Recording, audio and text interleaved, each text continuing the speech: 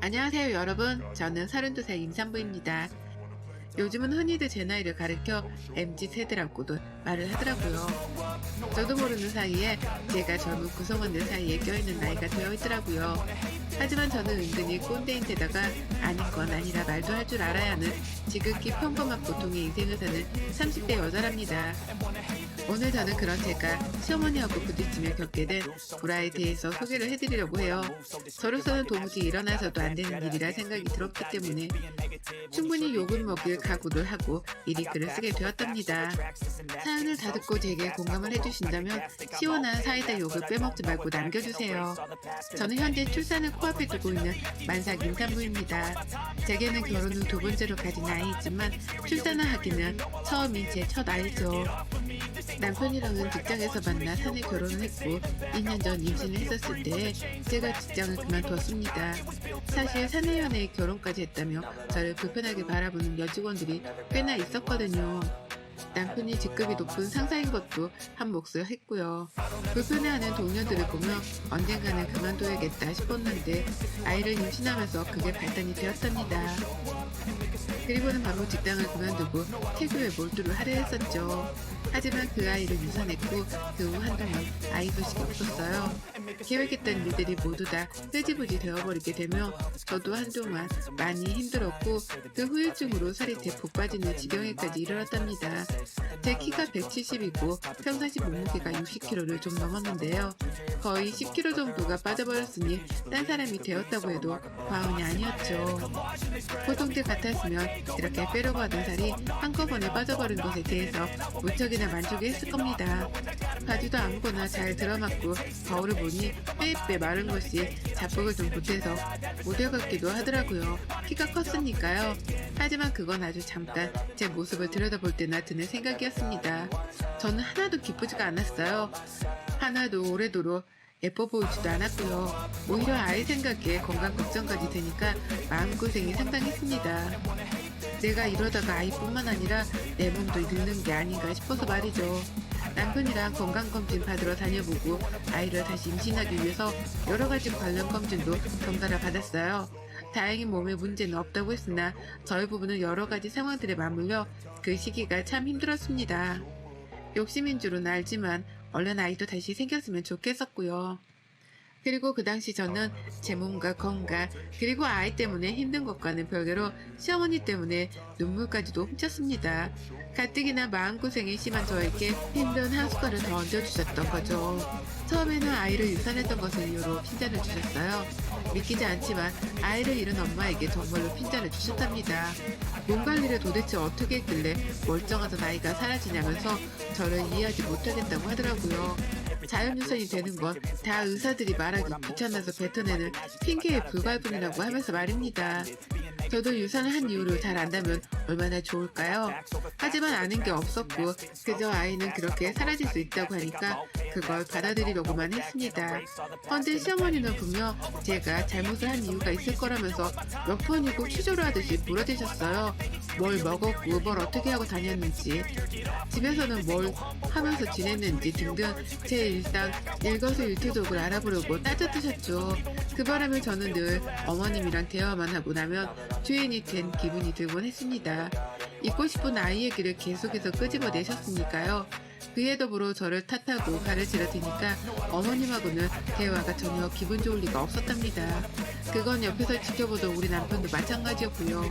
살이 빠지다 못해 점점 해골이 되어가는 듯한 아내의 모습을 보는 게 가뜩이나 불안하고 걱정이 되는 와중이었는데 시어머니란 사람이 거기다 대고는 잃은 아이의 얘기를 반복해서 꺼내보이니 대화 자체가 참담해 보였던 거죠.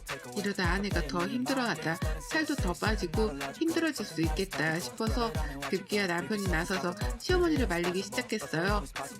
아예 대화 자체를 듣게 하지 말도록 해야겠다 싶었던지 한동안은 시댁으로의 발걸음도 하지 않으랬고요. 저는 그걸 발판 삼아 아주 조금은 남편에게 기대어 살았습니다. 아주 조금은 남편에게 기대어 시어머니도 있고 또 시어머니 입에서 튀어나오는 막말도 안 들으려고 방패 삼아 살았네요. 그러던 중에 자연스레 마음의 안정이 찾아온 건지 저는 다시 아이를 임신했어요. 지금은 아이가 완전하게 착상도 되어 무럭무럭 자라서는 곧 세상 밖으로 나올 준비를 하는 중이고요. 다만 얼마 전 있었던 연예인의 유산도 그렇고 또 저 또한 불안한 마음이 너무 큰지라 끝까지 조심하고자 최선을 다하고 있었습니다. 언제 또 어떻게 아이를 잃을지 모른다는 생각에 엄마로서 제가 할 수 있는 건 다 해보고자 했네요. 그런데 저희 어머님은 참 독하더라고요. 정말로 내가 사랑하는 남자의 엄마가 맞나 싶을 정도로 시어머니의 일거수일투족을 있는 그대로 받아들이기가 힘들었습니다. 제게 너무 독하고 또 매정하셨으니까요. 아이를 잃고서 살이 많이 빠져가던 그 시기에 어머님은 제 몸매 평가도 서슴찮게 하셨어요. 대놓고 살이 빠졌다는 말을 하는 게 아니라 돌려가면서 살이 빠진 걸 창피해하라는 식으로 까내리는 고단수에 심으셨습니다. 이를테면 제가 훌쩍 빠져버린 살이 속상하면서도 감추고 싶었던 마음에 잠시 쇼핑으로 울적한 마음은 달린 적이 있었어요. 속으로는 펑펑 울면서 빠져버린 몸에 맞는 옷을 샀고 그 옷을 입고는 남편을 만났다 시댁으로 곧장 향했던 적이 있었습니다. 그렇게라도 힘든 걸 풀고 싶었거든요. 근데 어머님이 꾸미고 온 저를 보고 그러더라고요. 저렇게 볼품없는 사람을 처음 본다고요. 정확히 이렇게 말씀을 하시며 제 머리 끝에서 발끝으로 눈을 흘기셨습니다. 겉으로라도 예쁘다고 말씀을 해주실 법도 한데 그 입에서는 절대로 칭찬이 나오질 않았어요. 저도 살면서 볼품없단 몸매 평가는 처음 들어봐서 순간 오해를 할 뻔했고요.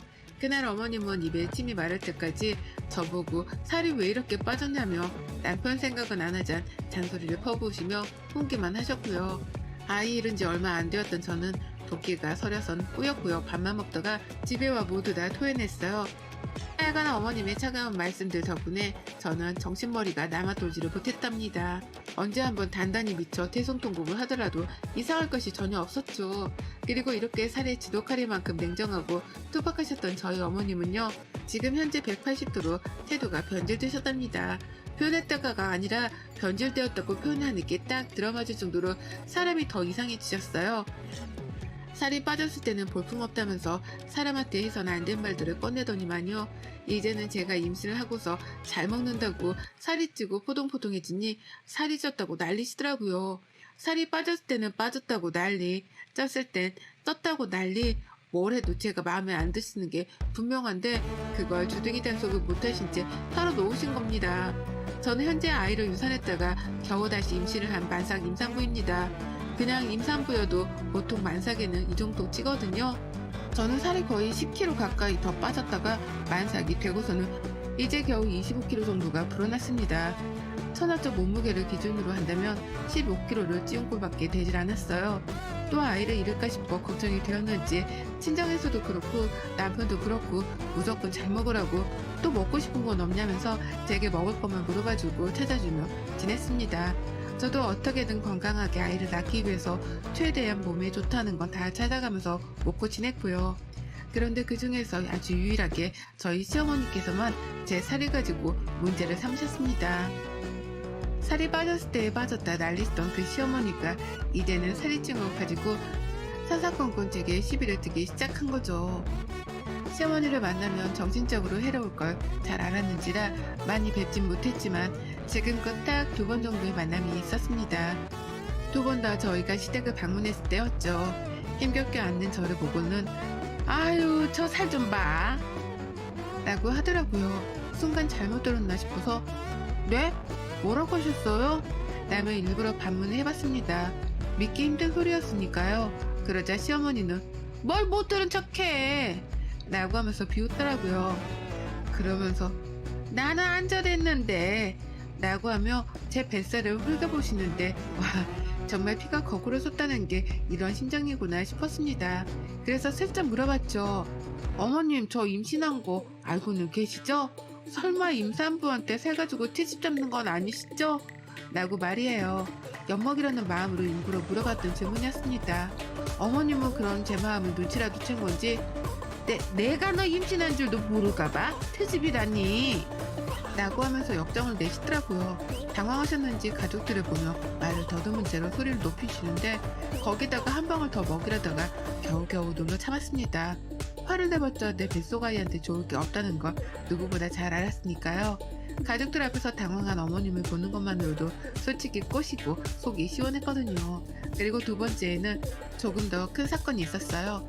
전번에 저한테 당하게 많이 안 입고 오셨던지 어머님이 이번에는 절 엿먹이려고 작정을 하셨더라고요.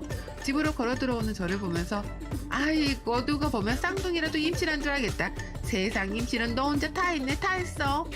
라고 깔깔깔 거리셨습니다. 그 말을 듣는데 기분이 나쁘더라고요.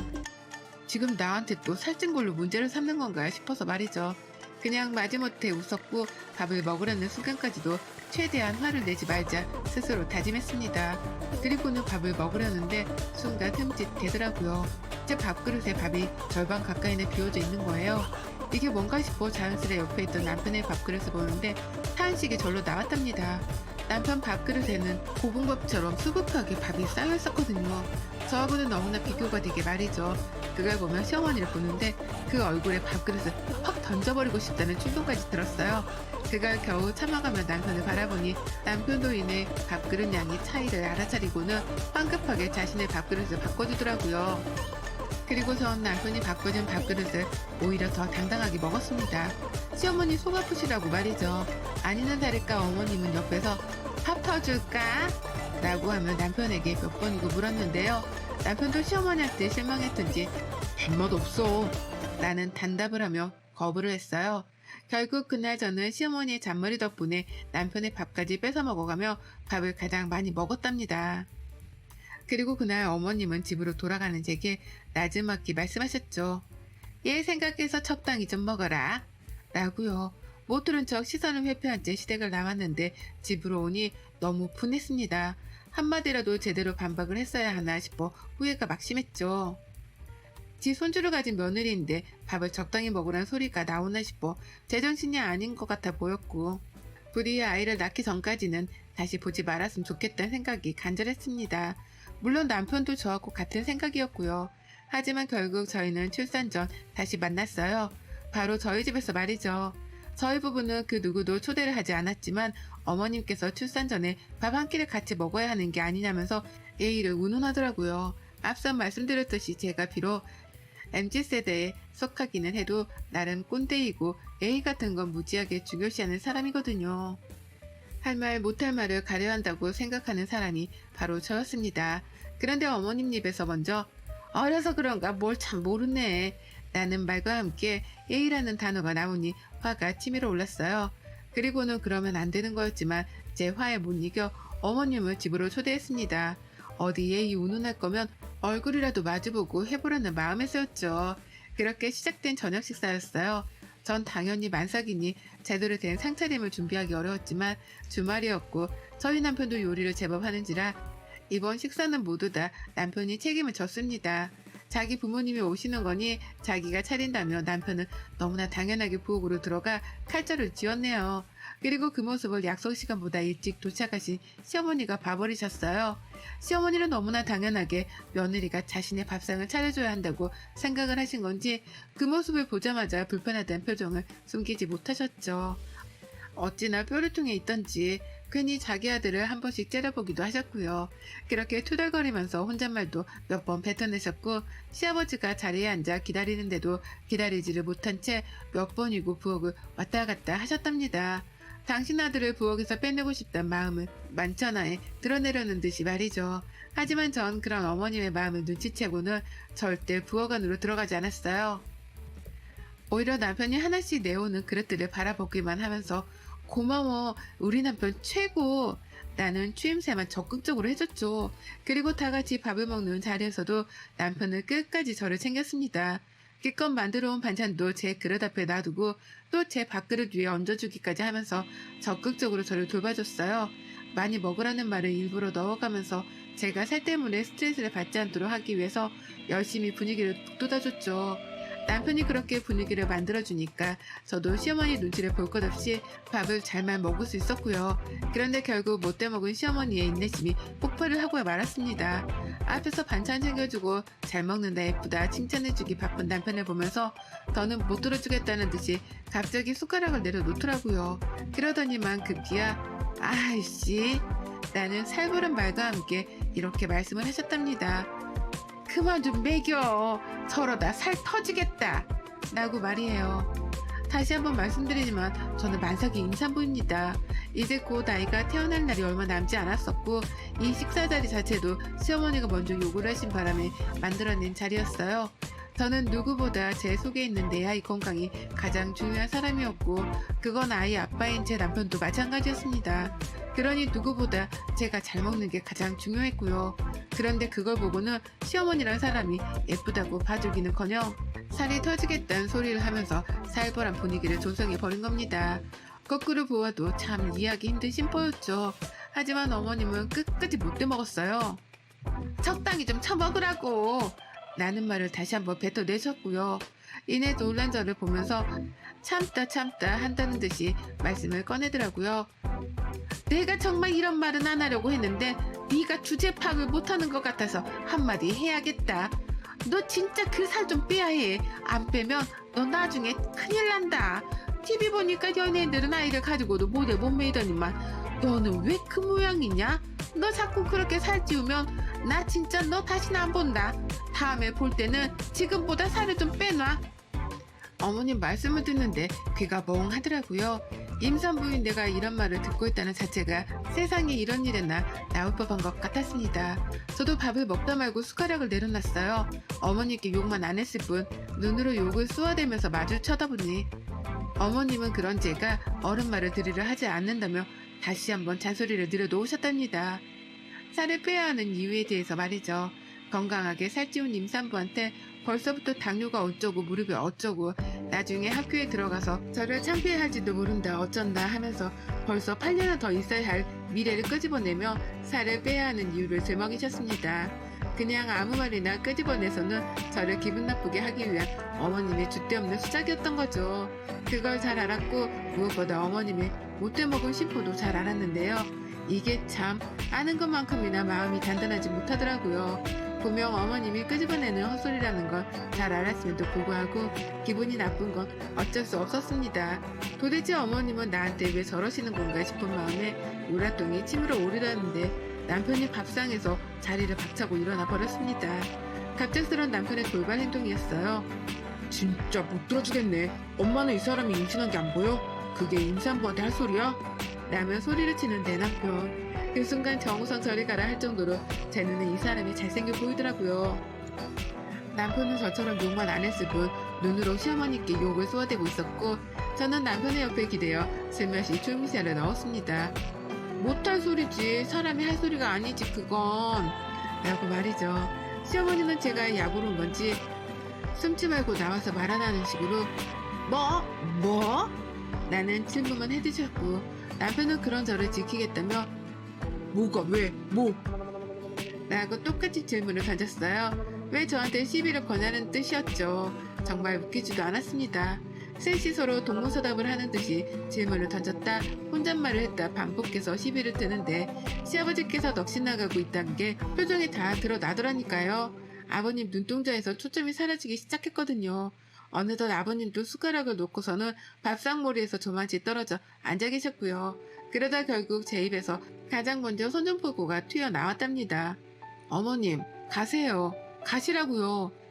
라면서 시어머니를 내보내겠다는 저의 결의가 튀어나온 거죠. 어머님은 어디서 나가라 말아야 라며 제게 큰 소리를 내셨으나 이내 깨갱하고 마셨답니다. 남편이 옆에서 덩달아 소리를 쳤거든요. 어디서 임산부 때 소리를 질러? 라고 집이 떠나가라 말이죠. 그 바람에 모두가 깜짝 놀라는 와중에 저는 신이 나서 놀라지도 않았네요. 그리고 이내 시어머니는 먼저 자리에서 일어나려 하셨답니다. 며느리 앞에서는 더는 개망신을 당하는 모습을 보이고 싶지 않아서였던 거죠. 나 간다. 더는 못 있어주겠네. 라며 끝까지 투덜거리면서 자리에서 일어나셨고 그런 어머님을 보면서 저는 가시라고 얼른 가시라며 등 떠밀듯 또 취임새를 넣었습니다. 시어머니는 제 말 한마디에 열불나 죽겠는지 표정에 빡침이 그대로 드러났는데요. 저는 보란듯이 더 열받으라고 취임새를 막 넣었어요. 얼른 가세요. 저도 열받아요. 얼른 가세요. 아들한테 더 혼나기 싫으시면 라면서 보란듯이 약을 올렸죠.